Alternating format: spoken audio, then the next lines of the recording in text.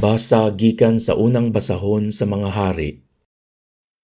Miabot si Elias sa Horeb sa usa ka langob ug mipuyo siya didto ug unya giingnan siya sa Ginoo. Lakaw ug tindog sa tumoy sa bukid atubangan kanako.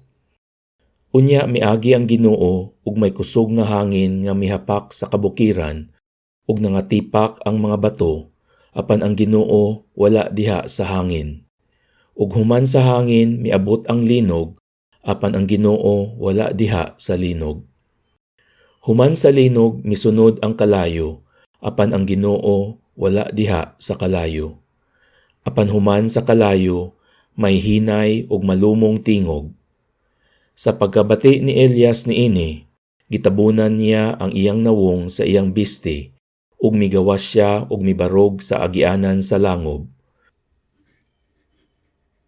Pagbasa gikan sa sulat ni San Pablo ngadto sa mga taga-Roma. Mga igsuon, matuod ang giingon ko. Iya ako ni Kristo ug wala ako mamakak.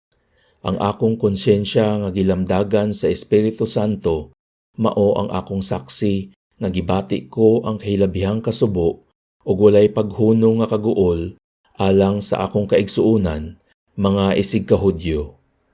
Tungod kanila mahimo nga tunglohon ako sa Dios ug mahimulag kang Kristo, kay sila mga Israelita man. Sila mga anak sa Dios ug gipaambit sa iyang himaya ug naghimo siyag mga kasabutan uban kanila ug gihatagan sila sa balaod. Ila ang matuod nga pagsimba ug nakadawat sila sa mga saad sa Dios. Kaliwat sila sa mga patriarka ug sa ilang kaliwatan na tawo si Kristo. Ang Dios nga labaw sa tanan, daygon unta hangtod sa kahangturan. Amen.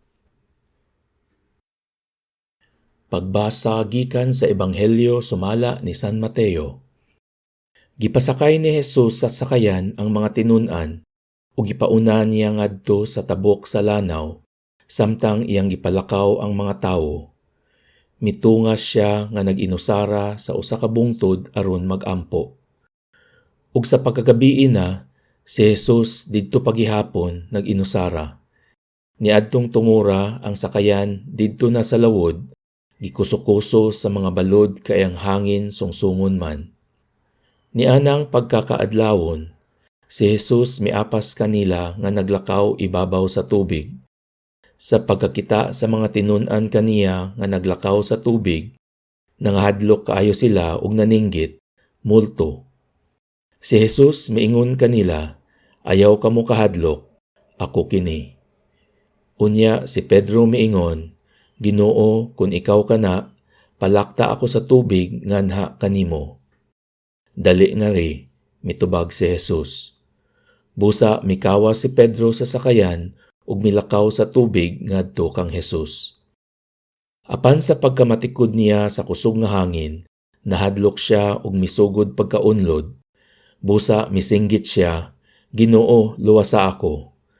Diha gikuptan siya ni Jesus ug gibira ug miingon si Jesus kaniya, pagkagamay sa imong pagtuo, nganong nagduha-duha ka man.